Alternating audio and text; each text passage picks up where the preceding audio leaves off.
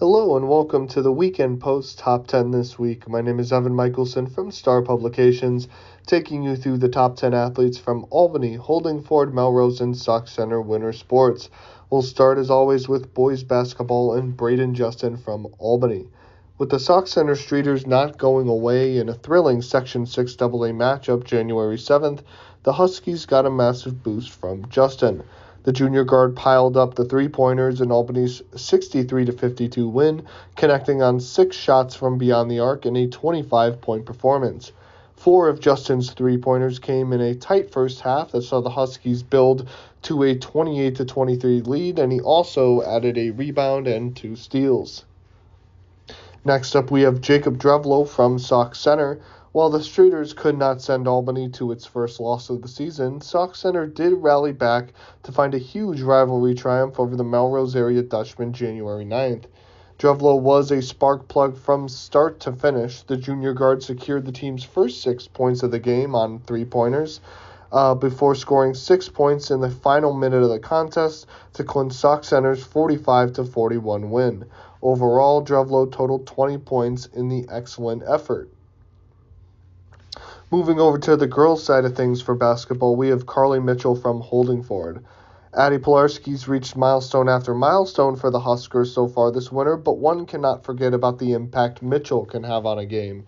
The sophomore guard's hustle and athleticism resulted in a dominant outing against Maple Lake January 7th, as she racked up a team-high 23 points on 10 of 14 shooting to go with 10 rebounds, 2 assists, 4 steals, and a pair of blocks in Holdingford's 58-32 win.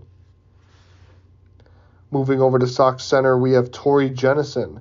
Jennison missed the first 7 games of the campaign for the Streeters, but has returned to bolster an already loaded lineup that has started 11-0.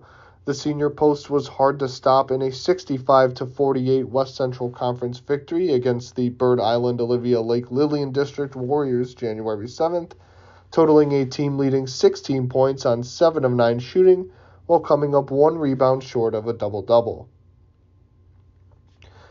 Jumping over to Albany, we have Bryn Tearway. The Huskies are beginning to find their groove, and what has sparked their first winning streak of the season has been their defense. The freshman Tearway has been elevated into a large role for Albany, and she was a key part of the team's stout defensive showing against Granite Ridge Conference rival Cathedral January 7th. She recorded 3 steals while also accumulating a team-high 11 points, 2 rebounds, and 5 assists in a 61-37 triumph. Moving over to the wrestling mat, we have Dominic Kurzman from Sauk Centre Melrose. Milestones have ramped up for the defenders during what's been a successful season to this point, with Kurzman being the latest wrestler to achieve a rare feat. The senior put together an undefeated appearance at the Fergus Falls Invitational January 4th, going 4-0 to take first place in the 121-pound bracket. All 4 of the Melrose Products wins came by pin, and he picked up win number 100 for his career in the process. Next up, we have Afton Vogt from Sauk Centre Melrose Girls Wrestling.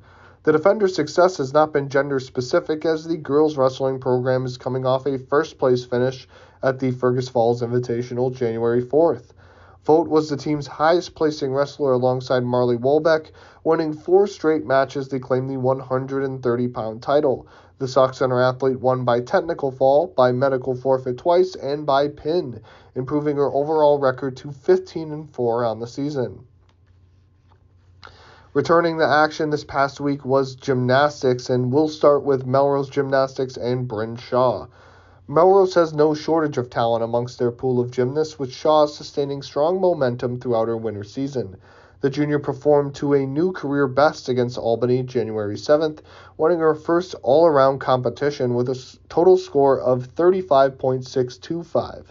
Shaw demonstrated consistency and poise in the 143.425 to 130.65 win, taking second in bars and beam and fifth in vault and floor. In the same event, we have Monica Nowitzki from Albany. While the second-year Huskies could not defeat an area giant in Melrose, they showed they could achieve high scores and compete against the best.